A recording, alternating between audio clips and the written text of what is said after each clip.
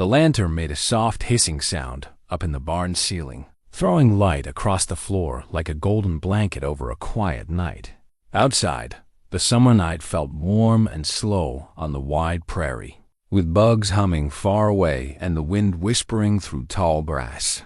Carter Elwood, 36, strong and calm, moved through the barn doors with steps he'd done 1,000,000 times.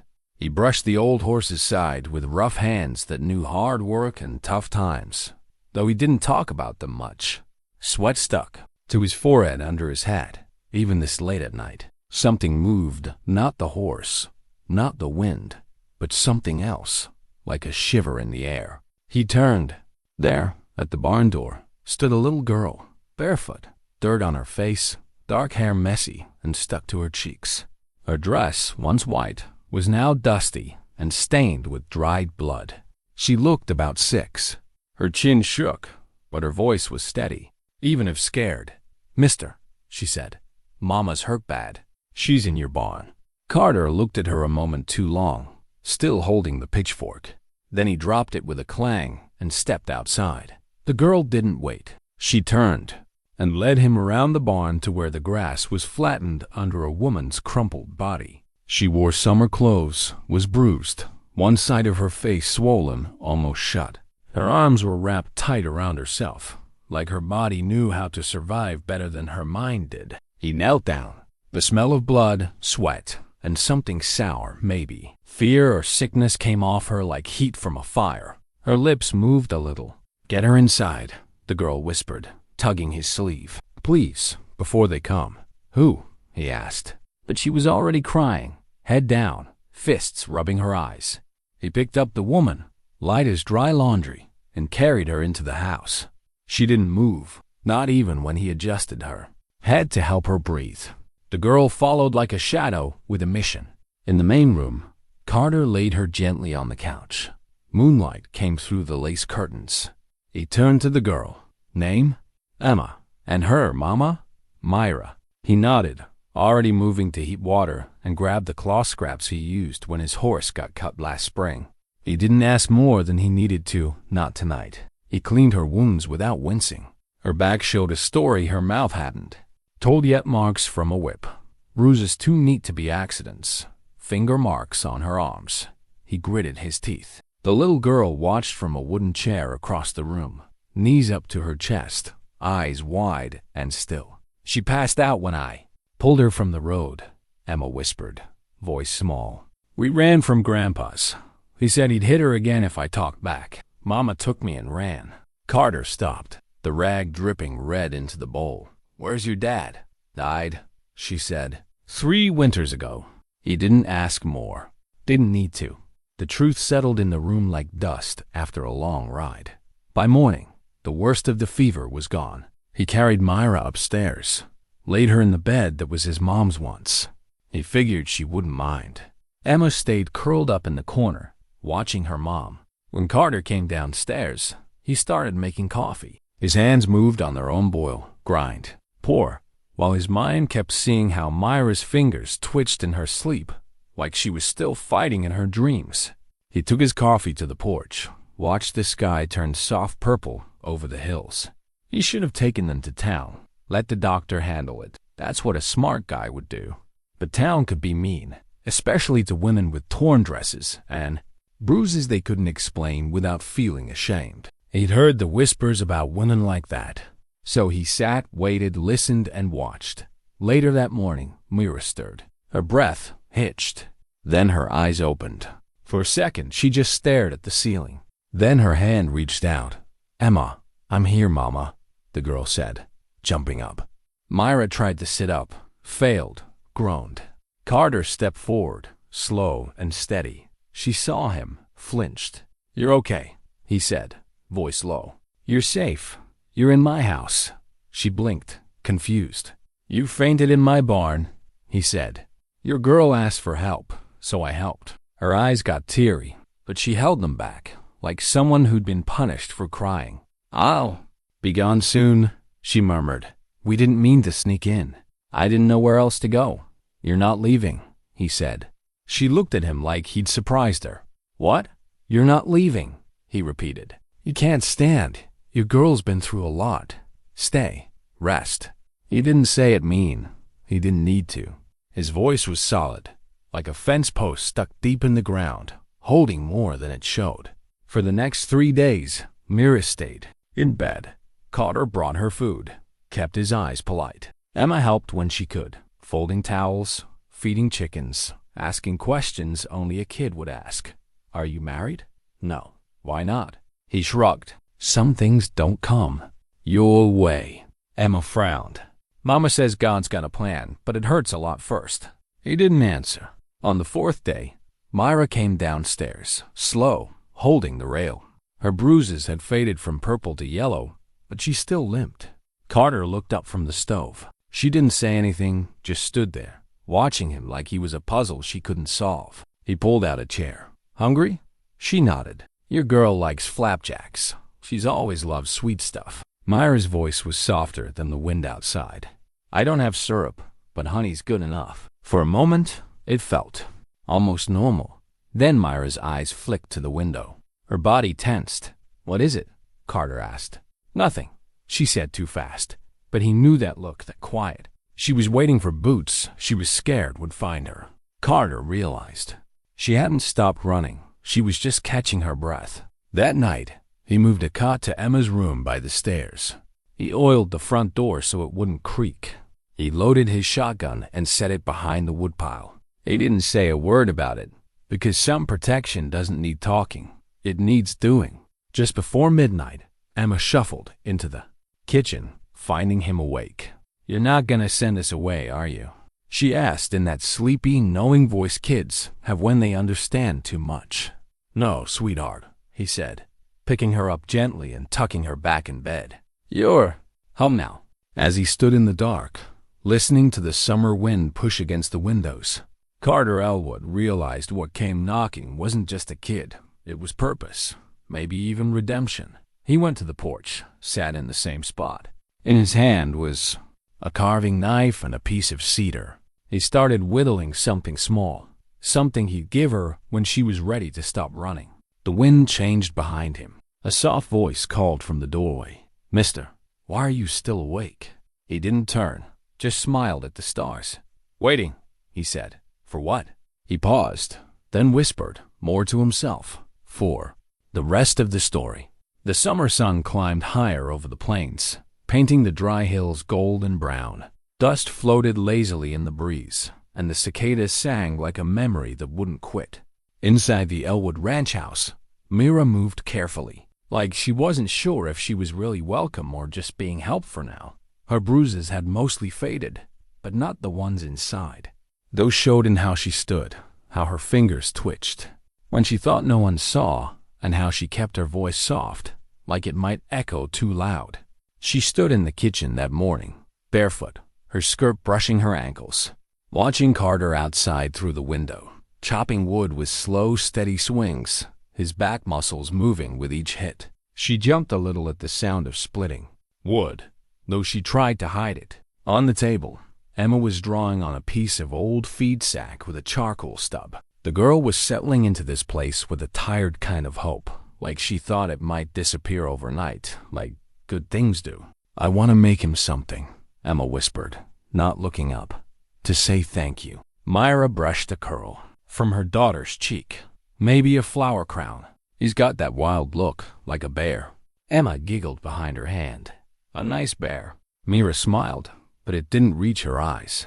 She still hadn't asked Carter why he didn't turn them away or what it meant. Later, she tried to pay him back. She stood at the stove, apron tied. Too tight, cooking beans and frying corn cakes. Her hand shook just enough to burn the pan. The smoke curled up like trouble. When Carter walked in, she was on the floor, scrubbing burnt batter off the pan with trembling hands. I was just trying to... She started. Don't, he said, kneeling beside her. He took the pan gently and poured water in to cool it. You don't have to try anything. His voice was steady, the kind that didn't waver. You're not here to prove yourself, Myra. She didn't answer. Couldn't. Her eyes filled with tears, and she turned away, ashamed of how fast they came. He made coffee instead, set 2 mugs on the table, and said nothing more. That night, the sky glowed soft and golden over the fields. They sat on the porch, almost quiet. Emma was asleep inside. Crickets hummed. Myra hugged her arms tight, not from cold, but from habit. "Why are you alone out here?" she asked suddenly, surprising them both. Carter tipped his hat back. "Never had a good reason not to be. Not a riddle?" He shrugged. "People make noise. Town's full of it. I like quiet. And I like knowing things around me won't hurt if I turn my back." She nodded, understanding more than she wanted. "I was married young," she said after a bit. "Not to a bad man, but he got sick. Left me with debts and his dad's hands on my throat. They said I owed them more than money." The silence between them wasn't heavy. It was special. He didn't rush to fill it. He just looked at her like he was reading a story he wasn't ready to finish. "I should have run sooner," she said, "but I thought I could handle it." Then Emma got a bruise on her arm. "That's when I stopped thinking and just started moving." "You did right," Carter said. "I didn't think I had anywhere to go." "You found here," a bird called from beyond the fence. Myra blinked at the stars, not sure if she should feel thankful or guilty. Maybe both. Days passed. Emma learned to collect eggs and toss feed. She followed Carter everywhere, talking about bees, flowers, and if horses dream. He answered every question, sometimes serious, sometimes with a raised eyebrow, but never pushed her away. The ranch felt different. Myra noticed not the land or work, but how it felt alive. The rooms weren't empty anymore. The hallways didn't echo as much.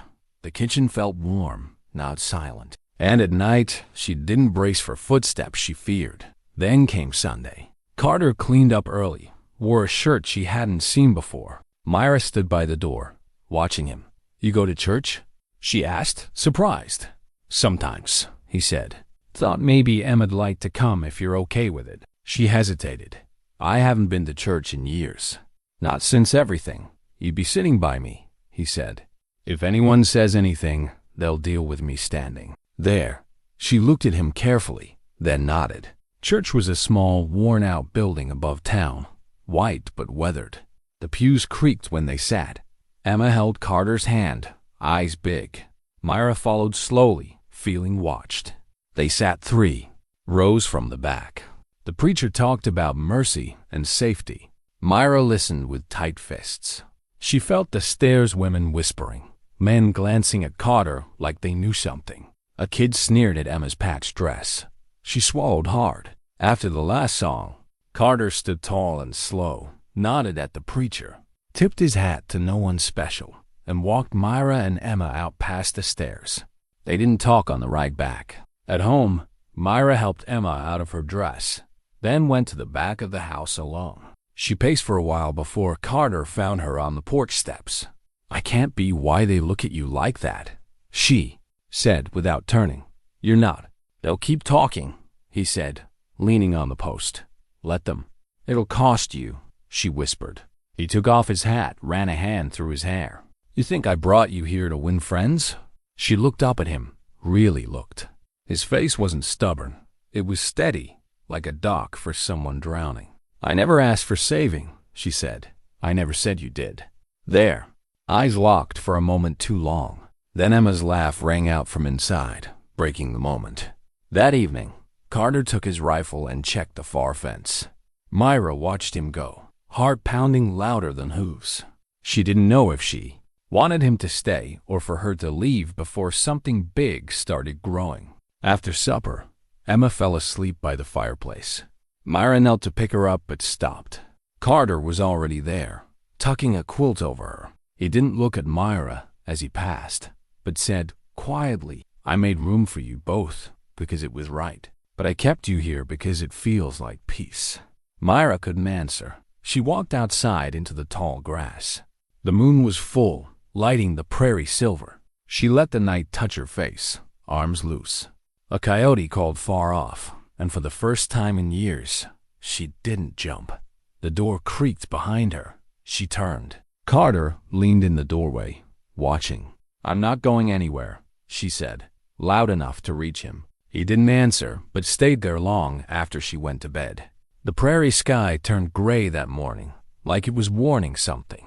Low clouds hung over the hills like heavy breath, and a hot wind blew in from the south, wild and restless.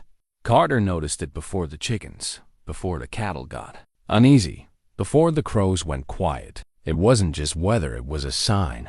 He stood at the fence, one boot on the rail, eyes on the ridge beyond town. The storm wasn't here yet, but something was, waiting in the distance. Back at the house, Myra stood at the sink, washing the same tin cup over and over. Her fingers scrubbed even after it shone. She watched Carter outside, so still, like he expected trouble to ride in. Emma played on the floor behind her, lining up corn cobs like little soldiers. A knock came before noon, 3 sharp raps, fast and hard. Carter was at the door before the second knock finished.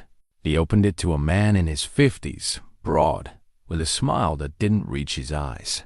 2 younger guys stood behind him, skinny and mean-looking, dust on their boots, guns on their hips. "Myra here?" the older man asked, voice rough like old leather. Carter didn't answer. "She ran off with my granddaughter," the man said, tilting his head. "Didn't say goodbye. Thought we'd come get her."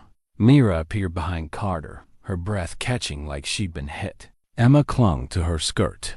"Papa," she whispered, not with love, but fear. Carter moved, blocking the doorway with his height. "You need to leave. That's my family behind you," the man said, eyes sharp. "You can't hide what's mine." "She's not yours," Carter said, voice flat. "And she's not leaving with you." One of the younger guys stepped forward, hand near his gun. Carter didn't move. "You pull that. You won't live to regret it." A long pause, the kind that breaks the day open. Then the old man laughed, not nicely. "You think this ends with a porch talk? I think it ends with you leaving," Carter said. Myra held Emma's shoulders tighter, breathing fast. The man's laugh stopped. "You made a mistake, cowboy. We'll be back." They left, dust kicking up like a warning. Carter closed the door with a thud that made the walls feel smaller. Myra sank into a chair, shaking. "I knew he'd find me," she whispered. "I knew he'd come." "He won't take you," Carter said. "Not while I'm breathing." But her look wasn't relief, it was guilt. "He's dangerous, Carter. He's not afraid to shoot first. He's got friends men who drink with sheriffs and get away with bad things." Carter stepped back, ran a hand through his hair, paced. "I should have told you everything," she said. "After my husband died, Papa said I owed him for staying. Said I was a shame to the family. When I wouldn't marry who he picked, he locked doors behind me. Said a daughter's silence was God's will." "And the town?" Carter asked, voice rough. "They believed what they wanted. I was a widow with no money. No one cared." Outside, the wind got stronger. The weather vanes squeaked like a warning. Carter checked his rifle, counted bullets. Myra watched, heart in her throat. "I don't want you in danger for us," she said. He looked back. "You gave me something to live for." That night, the storm hit. Lightning flashed across the plains, lighting the ranch in bursts. Rain pounded the roof, and the cattle moaned.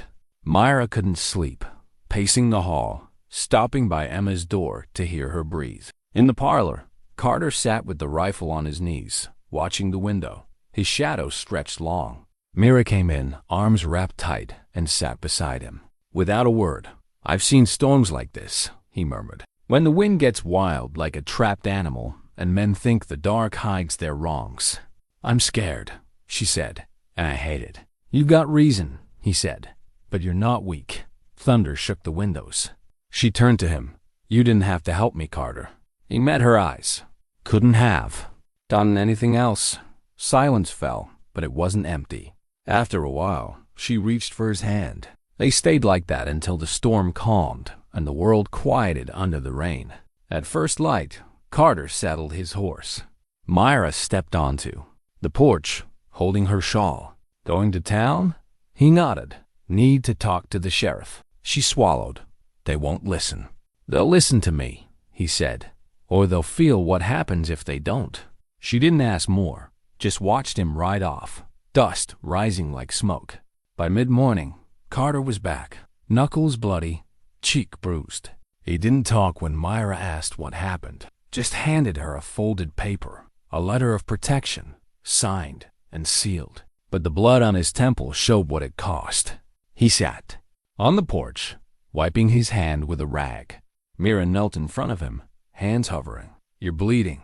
I've bled before." She dabbed the wound, her hands steady now. "No fear, just care. You didn't have to fight for me," she said. He looked at her solid. "I wanted to." A wagon passed on the ridge, and they both looked.